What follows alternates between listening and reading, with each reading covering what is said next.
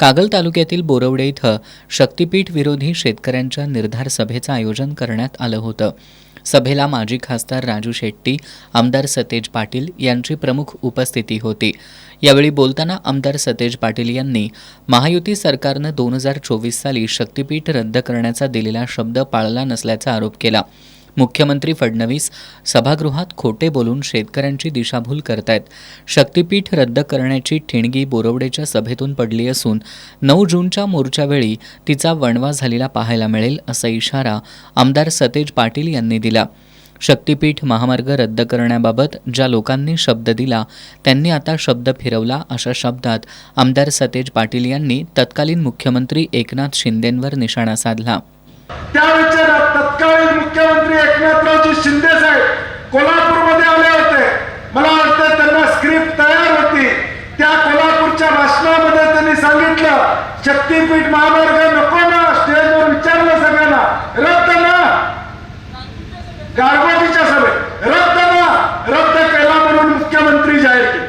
हे सगळा इतिहास तुम्हाला सांगणं का गरजेचं आहे, कारण की ज्या लोकांनी शब्द दिला त्या लोकांनी आता शब्द फिरवलेला आहे. हे तुम्हाला कळणं या ठिकाणी गरजेचं आहे. तुम्हाला हे कळणं गरजेचं आहे. माजी खासदार राजू शेट्टी यांनीही महामार्गावरून सरकारवर आसूड ओढले.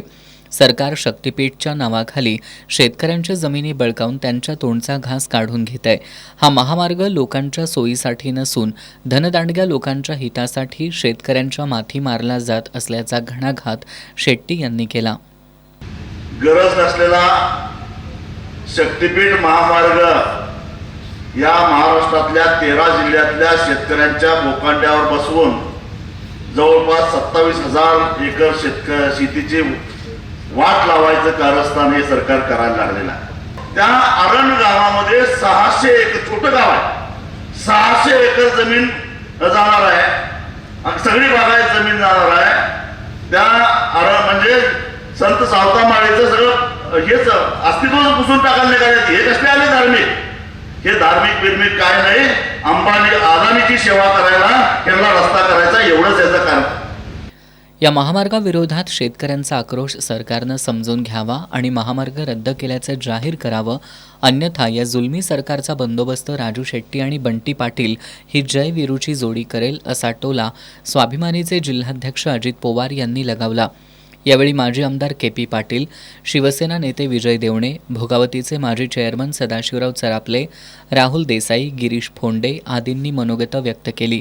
सभेला सरपंच जयश्री फराकटे, केडीसीसी बँकेचे संचालक ए.वाय. पाटील, जिल्हा परिषद सदस्या शोभाताई फराकटे, पंचायत समिती सदस्य बालाजी फराकटे, अभिजित तायशेटे, हिंदूराव चौगले, मनोज फराकटे, बिद्रीचे संचालक राहुल देसाई, रणधीर मोरे, जीवन पाटील, शशिकांत पाटील सुयेकर, रणजित पाटील, रघुनाथ कुंभार, उपसरपंच दत्तात्रय पाटील, तानाजी साठे, रमेश चौगले, कृष्णात फराकटे, दत्तात्रय चांदेकर, अशोक कुदळे, युवराज पोवार यांच्यासह शेतकरी मोठ्या संख्येनं उपस्थित होते.